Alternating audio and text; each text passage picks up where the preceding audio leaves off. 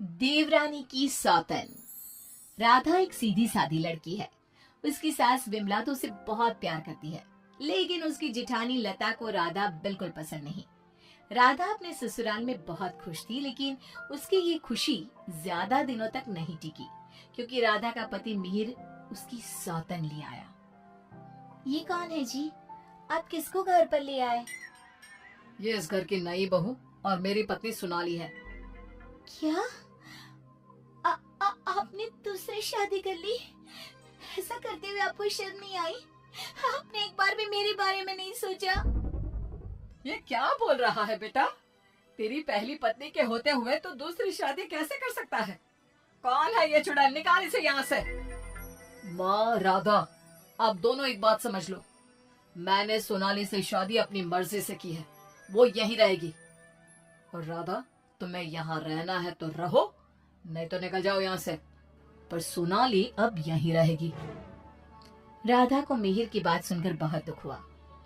वो रोते हुए अपने कमरे में चली गई। तभी मिहिर सोनाली को उसी कमरे में लाता है और राधा से कहता है, राधा, तुम गेस्ट रूम में शिफ्ट हो जाओ। आज से सोनाली मेरे साथ इसी रूम में रहेगी। ये क्यों इस रूम में रहेगी? ये मेरा कमरा है। आप इसे लेकर गेस्ट रूम में चले जाओ। डार्लिंग, इस गवार को तुमने सर पर चढ़ा रखा है। छोड़ो ना, हम दोनों गेस्ट रूम में ही चले जाते हैं। वैसे भी इस रूम का इंटीरियर डिजाइन मुझे खास पसंद नहीं आया। ओके डार्लिंग, जैसा तुम कहो। मिहिर उसे लेकर चला जाता है और राधा कमरे में बैठकर बहुत रोती है। तभी वहां पर विमला और लता आ जाती हैं। विमला राधा को समझाती है, लेकिन लता अपनी देवरानी के जख्मों पर नमक छिड़कते हुए कहती है, राधा, जरूर तुम में ही कोई कमी होगी जो तुम्हारा पति तुम्हारे हाथ से निकल गया और तुम्हारी सौतन ले आया। मेरे पति तो बिल्कुल वैसे नहीं है। वो किसी दूसरी औरत को आंख उठाकर देखते तक नहीं है। हाँ, मेरी ही कमी है कि मैंने उन्हें भगवान की तरह पूजा, उनकी हर छोटी से छोटी बात का ख्याल रखा। मुझे नहीं पता था कि वो मेरे साथ ऐसा करेंगे। लता बहू, ये कोई समय है ऐसी बातें करने का? जाओ, राधा के लिए कुछ खाने को ले आओ। अगले सुबह सब बैठकर नाश्ता कर रहे थे। तभी सोनाली और मिहिर भी वहां आ गए। सोनाली कहती है, डार्लिंग, क्या यहाँ रोज इतना ही ऑयली ब्रेकफास्ट बनता है? मुझे इतना ऑयली खाने की आदत नहीं। सुबह कुछ हेल्दी फूड खाना चाहिए। आज तुम ये खा लो डार्लिंग, कल से तुम जो कहोगी इस घर में वही बनेगा। ओके डार्लिंग, मैं आज तुम्हें अपने हाथों से खाना खिलाऊंगी। सोनाली मिहिर को अपने हाथों से खाना खिलाती है। ये देखकर राधा को बहुत दुख होता है। उसके बाद मिहिर अपने ऑफिस चला जाता है। तब लता सोनाली से कहती है, सोनाली, कैसा लगा तुम्हें अपना ससुराल? अच्छा है, लेकिन यहाँ कोई भी मुझे पसंद नहीं करता। पसंद तो मुझे भी कोई नहीं करता। सब उस राधा के आगे पीछे ही घूमते हैं। चलो छोड़ो इन बातों को, आओ मैं तुम्हें घर दिखाती हूँ। लता सोनाली से बहुत बातें करती है। जब मिहिर घर पर नहीं होता तो दोनों आपस में घंटों बातें करती। लता और सोनाली की नजदीकियां देखकर विमला सोचती है, ये लता बहू हमेशा सोनाली से गुड़ पर चींटी की तरह क्यों चिपकी रहती है? राधा से तो कभी इसने ढंग से बात भी नहीं की। राधा भी तो इसकी देवरानी है और ये देवरानी से बोलती तक नहीं, लेकिन देवरानी की सौतन से चिपकी रहती है। विमला ये सब सोच ही रही होती है कि तभी वहां राधा आकर पूछती है, माँ जी, आज रात की खाने में क्या बनाऊं? अरे राधा, मुझसे क्या पूछ रही है? अपने पति से पूछ। मिहिर जी। राधा कुछ बोल पाती, इससे पहले ही मिहिर बोल पड़ता है, माँ, मैं और सोनाली आज शाम मूवी देखने जाएंगे और डिनर भी बाहर करेंगे, तो आप हमारे लिए कुछ मत बनाना। ये बोलकर मिहिर वहां से चला जाता है। राधा रोते हुए अपनी सास से कहती है, देखा माँ जी आपने, आप ये मुझसे बात करना भी पसंद नहीं करते। ये मेरे साथ ऐसा बर्ताव करते हैं जैसे मैं इस घर में रहती ही नहीं हूँ। अरे ना ना बेटा, रो मत तू। उस सोनाली का जादू इसके सर से उतरेगा ना तो ये फिर से तुम्हारे पास ही आएगा। शाम को मिहिर सोनाली को आवाज देता है, सोनाली, सोनाली जल्दी बाहर आओ। इतनी देर करोगी तो मूवी शुरू भी हो जाएगी। ओह डार्लिंग, तुम तो तैयार भी नहीं होने देती। देखो, कैसी लग रही हूँ मैं? हमेशा की तरह बहुत खूबसूरत। अब चलो जल्दी करो, बहुत देर हो रही है। मिहिर सोनाली के साथ चला जाता है। ये सब देखकर राधा बहुत रोती है।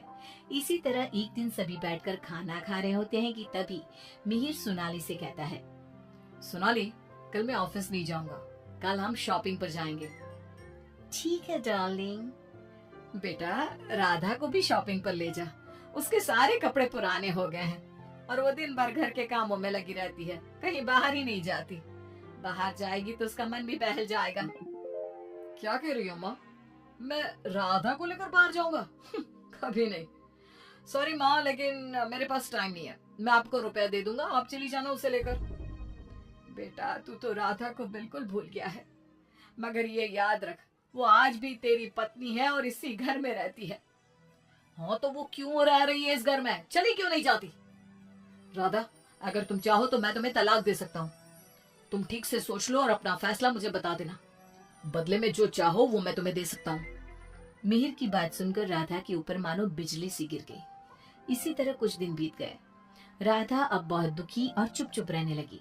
एक रात विमला किचन की तरफ पानी लेने जा रही थी, लेकिन किचन में से बातों की आवाज सुनकर वो बाहर ही रुक गई और सोचने लगी, अरे, ये इतनी रात को कौन बातें कर रहा है?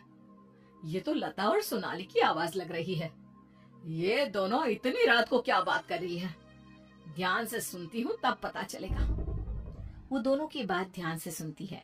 सोनाली लता से कह रही थी, देख मैम साहब, तेरे देवर को मैंने तेरे कहने से पटाया था, मैंने तेरा काम कर दिया। अब तू मुझे बाकी के रुपए दे दे, नहीं तो तेरे घर वालों को तेरी सारी सच्चाई बता दूंगी। अरे तू ज्यादा चालाक मत बन, मैं तुझे पहले भी कई सारे रुपए दे चुकी हूँ, अब और रुपए नहीं दे सकती। तू जैसी लड़की को इतना अच्छा घर दे दिया, इतना अच्छा पति दे दिया, और क्या चाहिए तुझे? विमला दोनों की बात सुनकर समझ जाती है कि दाल में कुछ काला है। वो सोनाली की जन्म कुंडली निकालने में लग जाती है। तब उसे सोनाली की सच्चाई पता चलती है। एक दिन विमला सारे घर वालों को बुलाती है और कहती है, मिहिर, तुमने सोनाली से शादी कर ली है, ये बात हमारे रिश्तेदारों को भी तो पता चलनी चाहिए ना। मैं तुम दोनों की शादी की खुशी में एक छोटा सा प्रोग्राम करना चाहती हूँ, जिसमें मैं सारे रिश्तेदारों को बुलाऊंगी। सोनाली, तुम भी अपने रिश्तेदारों का नाम और पता बता दो, मैं खुद उन्हें निमंत्रण भेजूंगी। ये सुनकर सोनाली घबरा जाती है। तभी मिहिर कहता है, माँ, सोनाली का कोई रिश्तेदार यहाँ नहीं रहता, वो सब अमेरिका में रहता है। सोनाली खुद अमेरिका से आई है, इसलिए आप बस हमारे रिश्तेदारों को ही इनवाइट कर दीजिए। मिहिर, तुम बहुत भोले हो, तभी तो इस 420 सोनाली ने तुम्हें आसानी से बेवकूफ बना दिया। यह कोई अमेरिका से नहीं आई, ये जेल से आई है, और इसके घर वाले भी एक नंबर के चोर हैं। ये और इसके घर वाले लोगों को बेवकूफ बनाकर घर लूट कर ले जाते हैं, और इसको तुम्हारी जिंदगी में लाने वाली है लता। लता, अब तुम बताओ, क्यों किया तुमने ऐसा? हाँ, मैंने ही सोनाली को रुपया दिए थे कि वो मिहिर को अपने प्यार के जाल में फंसा ले और मेरी देवरानी की सौतन बनकर इस घर में आ जाए। लेकिन भाभी, आपने ऐसा क्यों किया? क्योंकि मैं जलती थी तुमसे। घर के सभी लोग और माँ तुमसे प्यार करते थे, मैं तुमसे बदला लेना चाहती थी, इसलिए मैंने ऐसा किया। भाभी, आपको शर्म आनी चाहिए। आपने मेरा घर बर्बाद किया, मैं आपको कभी माफ नहीं करूंगी। सारी सच्चाई जानने के बाद मिहिर सोनाली को घर से निकाल देता है और राधा से माफी मांगता है। राधा, मुझे माफ कर दो, मैंने तुम्हारे साथ ठीक नहीं किया। मिहिर, मैं तुम्हें माफ नहीं कर सकती और ना ही तुम्हारे साथ रह सकती हूँ। मैं जा रही हूँ ये घर छोड़कर। लेकिन राधा, इसमें मेरी क्या गलती? ये सब तो भाभी ने किया है ना, मैं तो बेकसूर हूँ। अगर सोनाली सच में अच्छी लड़की होती तो क्या तुम उसे छोड़ते? कभी नहीं। और इस बात की क्या गारंटी है कि कल तुम्हें सोनाली से अच्छी लड़की मिलेगी तो तुम दोबारा ऐसी गलती नहीं करोगे? राधा अपना सामान लेकर घर से जाने लगती है। विमला और मिहिर उसे बहुत रोकते हैं, लेकिन वो नहीं रुकती। राधा जाते जाते अपनी जिठानी से कहती है, भाभी, आप क्यों उदास खड़ी हो? आपने जो चाहा था वो तो पूरा हो गया ना। मैं जा रही हूँ हमेशा के लिए। अब आप ही इस घर की बहू हैं। अब सब आपको ही प्यार करेंगे, बस।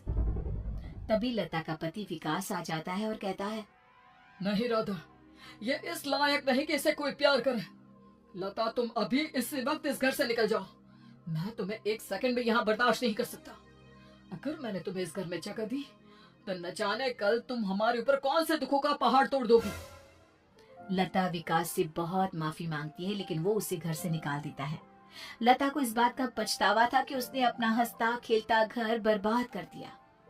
ना तो विकास अपनी पत्नी लता को माफ करता है और ना ही राधा अपने पति मिहिर को माफ करती है।